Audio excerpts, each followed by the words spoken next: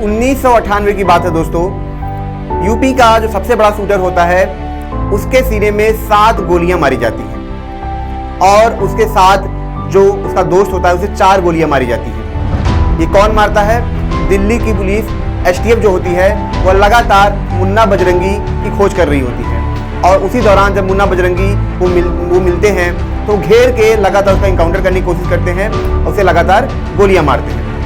गोलियां इस कदर लगती है कि जो एसटीएफ होता है उनको लगता है कि मुन्ना बजरंगी मर चुका है। तो जाहिर सी बात है, मरने के बाद उसे पोस्टमार्टम में लेके जाया जाता है। वहाँ के जो डॉक्टर होते हैं, जैसे ही डॉक्टर उसके पास पहुँचते हैं तो मुन्ना बजरंगी चिल्ला चिल्ला के बोलता है कि मैं जिंदा हूँ, मुझे बचा लो। और जिसकी वजह से क्या होता है कि उसे एक हॉस्पिटल में लेके जाया जाता है और वहाँ पे उसका इलाज चलता है। और जब इलाज चलता है तो वहीं की एक एसीपी होती हैं, जो नई एसीपी आई होती हैं, वो उससे मिलने जाती है और उसका हालचाल लेने जाती है और वह मुड़ के उनको देखता है और मुस्कुरा के कहता है कि आपने मुझे मारा है, ये बहुत गलत किया और मैं आपको जान से मार दूंगा, मैं आपसे बदला लेके रहूँगा। और उसके आसपास जो पुलिस होते हैं और जो एसीपी होती हैं वो डर जाती हैं, उनके हाथ पैर कांपने लगते हैं। पुलिस वाले जो होते हैं उसको समझाते हैं कि ये तो तुम्हारी मदद करने आई थी, तुम्हारा हाल चाल लेने आई थी, तुमको धमका रहे हो। फिर से वो मुस्कुराता है और वो बोलता है कि मैं तो मजाक कर रहा हूं। और सोचने की बात यह थी कि जिसको 7 गोलियां लगती है और एसटीएफ को लगता है कि ये मर चुका है, लेकिन वो मरा नहीं होता। पता नहीं कौन सी क्षमता उसके पास होता है कि वो अपनी सांसों को रोक लेता है, अपनी धड़कनों को रोक लेता है और वो चकमा दे पाता है और इसी वजह से एसटीएफ उसको गोलियां नहीं मारती। अगर वो जरा भी वहाँ पे हिलता, सांसें चलती तो 2-4 गोली और घुसा दिया जाता और वो मर जाता। लेकिन उसने नाटक इस कदर किया कि एसटीएफ भी उसको पकड़ नहीं पाई और जिसकी वजह से वो दोबारा बचता है और ठीक होने के बाद क्या होता है, वो जेल में चला जाता है और फिर से वह 2002 में रिहा होता है। जी हाँ दोस्तों, ये कहानी है मुन्ना बजरंगी की, यूपी के सबसे बड़े शूटर की, जिसके नाम से यूपी कांपता था, जिसके नाम से यूपी के जो माफिया थे कांपते थे, क्योंकि इसने 40 से ज़्यादा कत्ल किए थे और इसने बड़े बड़े एमएलए विधायक को मौत के घाट उतारा था। AK-47 इसका सबसे बड़ा दोस्त होता था, जिसके दम पे इसने कई लोगों को मौत के घाट उतारा। तो हम बात करेंगे दोस्तों आज मुन्ना बजरंगी की।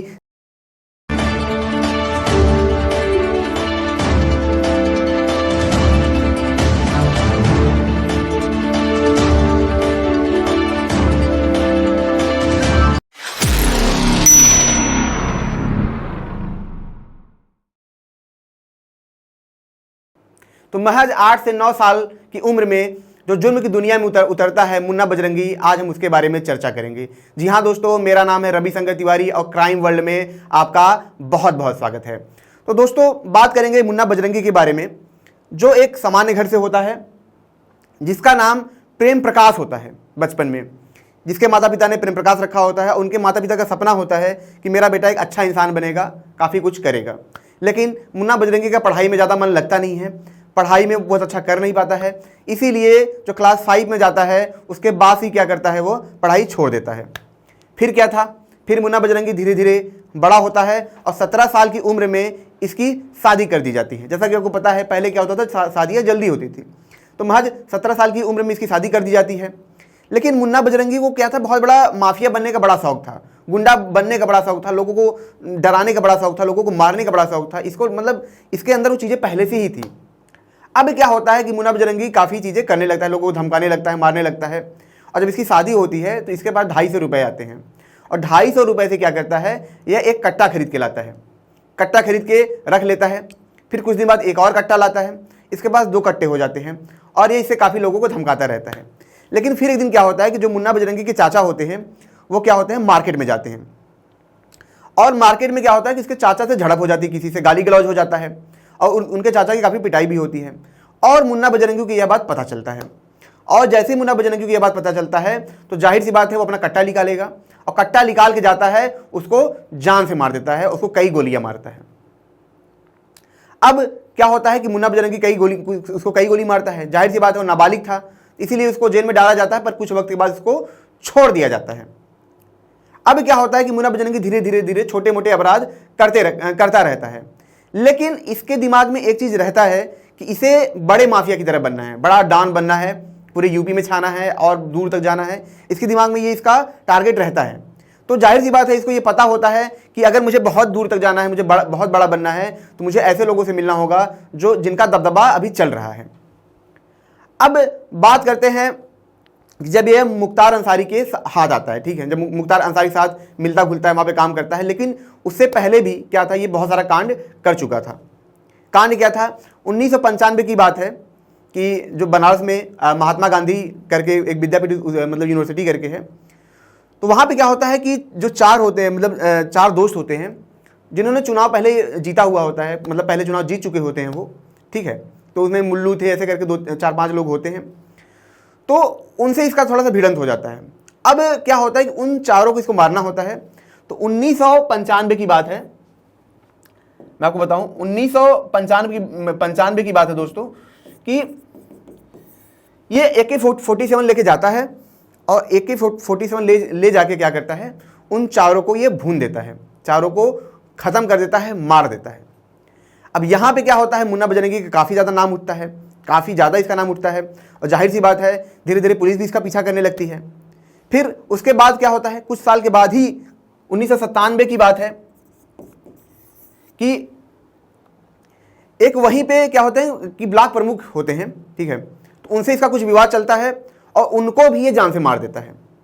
यहाँ तक तो ठीक था, लेकिन मामला कब तूल पकड़ता है, कुछ दिन की बात है कि कैलाश दुबे जो होते हैं, ठीक है, वो भी क्या होता है कि ब्लॉक प्रमुख के नेता होते हैं और उनको ये गोलियां मार के खत्म कर देता है AK-47 से। अब जब ये 3 घटनाएं होती हैं, ठीक है, जब ये 3 घटनाएं होती हैं तो इसका नाम बहुत उभर जाता है और ये बहुत जगह फैलने लगता है, यहाँ तक कि ये सोचता है कि मैं अपना दबदबा और बढ़ाऊं और बड़ा करूं और यूपी से लेके बाहर जाऊं, बिहार तक जाऊं। फिर यह मिलता है मुख्तार अंसारी से। लोग बताते हैं कि यह मुख्तार अंसारी के गैंग का हेड हो जाता है। कैसे होता है कि इधर ये कांड करता रहता है। अब जाहिर सी बात है उधर जो मुख्तार अंसारी होते हैं वो काफ़ी मतलब राजनीति में आ चुके होते हैं, जो रेलवे का ठेका है ये सब उठाना उनका काम होता है, ठीक है, रेलवे का ठेका हुआ ये सब काम करना उनका पूरा ठेका उका लेना इधर का, वो अपना काम करते हैं। तो जाहिर सी बात है ऐसे लोगों को क्या होता है कि ऐसे लोग चाहिए होते हैं जो इनका काम करे और काम बहुत बढ़िया करके दें। तो मुख्तार अंसारी की नज़र में भी मुन्ना बजरंगी धीरे धीरे आने लगता है कि हाँ एक ऐसा कोई है जो इतना बढ़िया काम कर रहा है, मतलब इनकी दुनिया में तो यही काम है। जैसे हमारे कॉर्पोरेट सेक्टर में होता है कि यार कौन बढ़िया मार्केटिंग कर सकता है, अच्छा वो एक्सपर्ट है उसको लाना अपनी कंपनी में। तो सेम चीज़ यहाँ पे होता है, अच्छा वो बढ़िया सूट करता है उसको लाना अपनी कंपनी में। तो यहाँ पे क्या होता है कि जो मुख्तार अंसारी होते हैं, ठीक है दोस्तों, तो ये क्या करते हैं उसको अपने गिरोह में लाने की कोशिश करते हैं और ये जाता है उनके गिरोह में मिल जाता है। फिर उनका थोड़ा बहुत काम करने लगता है इधर उधर का, मतलब और सारा काम करने लगता है। कहीं रंगदारी हुआ वो काम करता था, कहीं से मारना हुआ वो काम होता था। अब धीरे धीरे क्या होता है दोस्तों कि इसके ऊपर लगभग 40 कत्ल के इंजाम आ जाते हैं, ठीक है, लगभग 40 कत्ल इसने क्या किया था, कर दिया था। और ये तो सिर्फ यही था कि जो लिखित है, जो FIR में लिखित है, न जाने इसने कितने कत्ल किए थे। अब STF पुलिस भी इसके पीछे पड़ जाती है, यूपी की STF पुलिस इसके पीछे पड़ जाती है, ठीक है, दिल्ली की भी STF पुलिस इसके पीछे पड़ जाती है। तो ये हर जगह से क्या होता है, इसके पीछे पुलिस पड़ी रहती है। अब यहां पे क्या होता है दोस्तों, ठीक है, कि 1998 आता है, जैसा कि मैंने आपको बताया कि पुलिस को पकड़ती है, इसको गोली मारती है। गोली मारने के बाद क्या होता है कि इसको मतलब हॉस्पिटल लेके जाती है, वहां से बच जाता है। नसीब इतना अच्छा होता है, एक्टिंग इतनी अच्छी करता है कि वहां से बच जाता है। और वहीं में क्या होता है कि जो STF के हेड होते हैं, ठीक है, जिन्होंने इसके ऊपर शूट किया था, ठीक है, तो उस टाइम जब इसका एनकाउंटर हुआ था तो जो STF के ACP होते हैं, ठीक है, राजवीर सिंह, तो ये उनके दिमाग में चढ़ जाता है, ठीक है, कि इसको दिमाग में यही रहता है कि हाँ मुझे इसको मारना ही मारना है। अब क्या होता है कि ये 2002 में उधर रिहा हो जाता है। और जैसा कि आपको पता है कि इधर, ठीक है, जो कृष्णानंद राय हैं, ठीक है, इनका थोड़ा सा बैर चलने लगता है किसके साथ, मुख्तार अंसारी के साथ। क्योंकि आपको पता है कि एक तरफ मुख्तार अंसारी का दबदबा होता है, सारे ठेके वही उठाते हैं, लेकिन इधर कृष्णानंद राय ये भी क्या होता है, बहुत बड़ा एक तरीके से इनका दबदबा होता है और ये पॉलिटिक्स में भी होते हैं। तो कहीं ना कहीं ये उस एरिया में आके मुख्तार अंसारी को टक्कर देने लगते हैं, ठीक है, मतलब प्रॉपर तरीके से टक्कर देने लगते हैं। मतलब जहाँ ठीका लेना है तो वहाँ पे ये भी पहुँच जाते थे, बोली लगाते थे, ठीक है, और हड़पना है, ये दारू का ठीका है, ये सब है। तो कहीं ना कहीं उसका जो बिजनेस था वो क्या हो रहा था, क्या डिस्ट्रैक्ट हो रहा था, मतलब काफ़ी प्रॉब्लम में आ रहा था।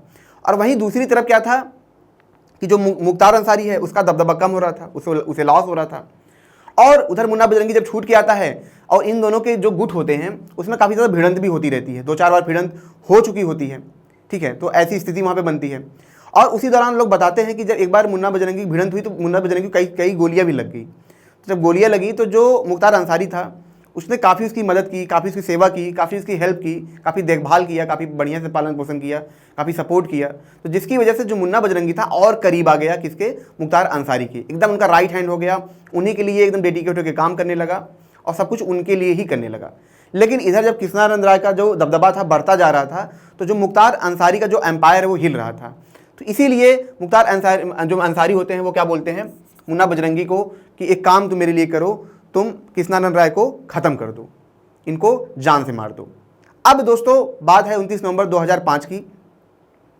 उस दौरान जो कृष्णानंद राय थे वो क्या था कि शाम का वक्त था, वापस आ रहे थे, ठीक है। तो गाजीपुर में एक चिट्टई इलाका करके है, वहीं से आ रहे थे और जो मुन्ना बजरंगी था इन लोगों ने क्या किया, प्रॉपर एक प्लान बनाया और AK-47 के साथ बहुत सारी गोलियां ये लेके गए और जैसे ही उनकी जो गाड़ी थी निकल रही थी उसी दौरान लगातार 400 राउंड गोलियां चलाई जाती हैं। 400 राउंड मतलब इतनी गोलियां कि गोलियों से गाड़ी तक भर जाए। और जो कृष्णानंद राय होते हैं इनके सीने में लगभग 60 गोलियां लगी होती हैं, मतलब इतनी गोलियां इनके अंदर होती हैं। तो मतलब कि आप सोचिए कि उसमें जो लोग होते हैं 6-7 लोग सब मर जाते हैं और कृष्णानंद राय जो वहाँ पे MLA होते हैं उनकी भी डेथ हो जाती है। और ये खबर सुन के क्या होता है दोस्तों कि पूरा माहौल ख़राब हो जाता है, लोगों के मन में डर फैल जाता है और वहाँ से एक नाम उठता है मुन्ना बजरंगी।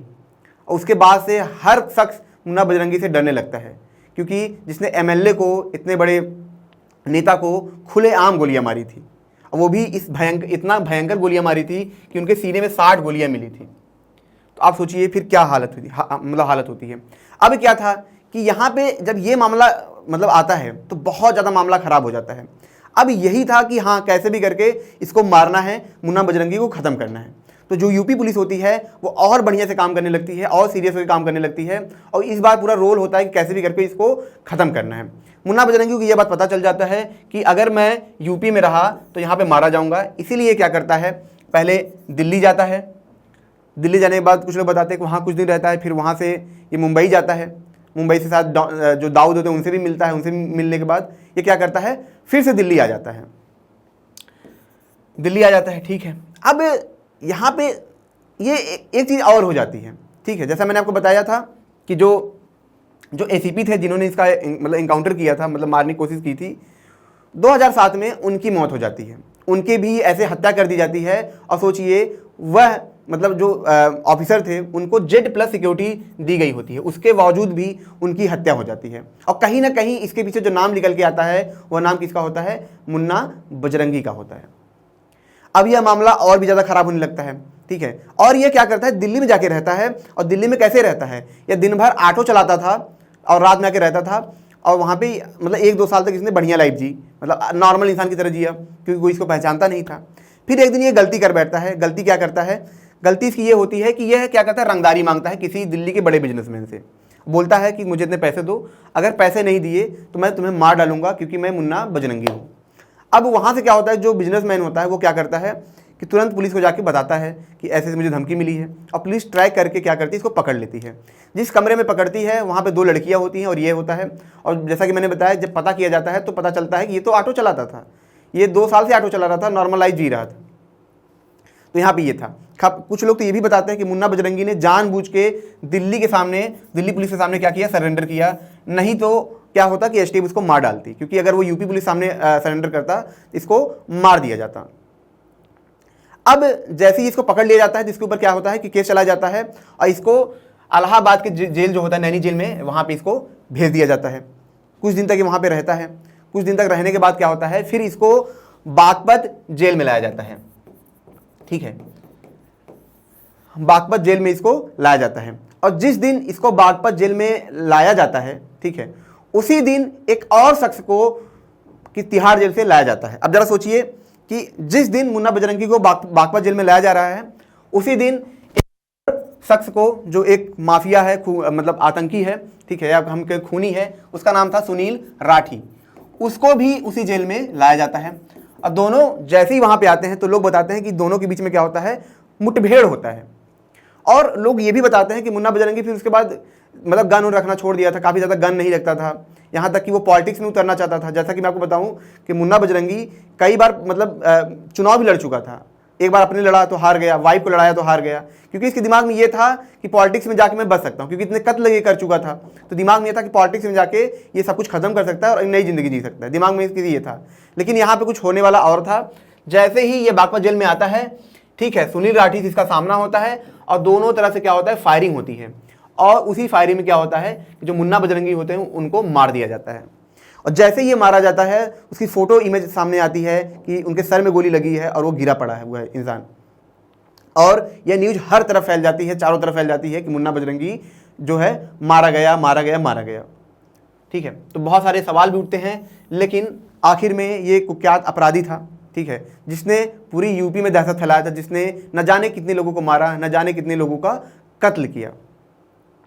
और आपने एक चीज़ देखा होगा कि जब भी ऐसे लोग इस दुनिया में उतरते हैं तो उनका अंत बुरा ही होता है। कभी भी ऐसा अंत मिला ही नहीं जिसमें अंत अच्छा हो, हमेशा से अंत बुरा रहा है, हमेशा से इनकी ज़िंदगी जेल में ही गुजरी है। और 2018 में क्या होता है, मुन्ना बजरंगी का अंत हो जाता है। तो दोस्तों, ये कहानी थी मुन्ना बजरंगी की, जो सिर्फ कक्षा 5 में जाके अपराध की दुनिया में कदम रखता है और जिसने बड़े बड़े सांसद नेता को ये मार के गिरा देता है, और जिसने यूपी से लेकर बिहार तक अपना दबदबा बनाया होता है, और जिसके पीछे एसटीएफ की पुलिस होती है, 7 गोली मारने के बाद भी उसे नहीं समझ पाती है कि ये मरा है या जिंदा है। तो सोचिए कितना बड़ा अपराधी रहा होगा। अगर ये एपिसोड आपको अच्छा लगा हो तो इसको लाइक करें, कमेंट करें, शेयर जरूर करें। मिलते हैं नेक्स्ट एपिसोड में। Thank you so much.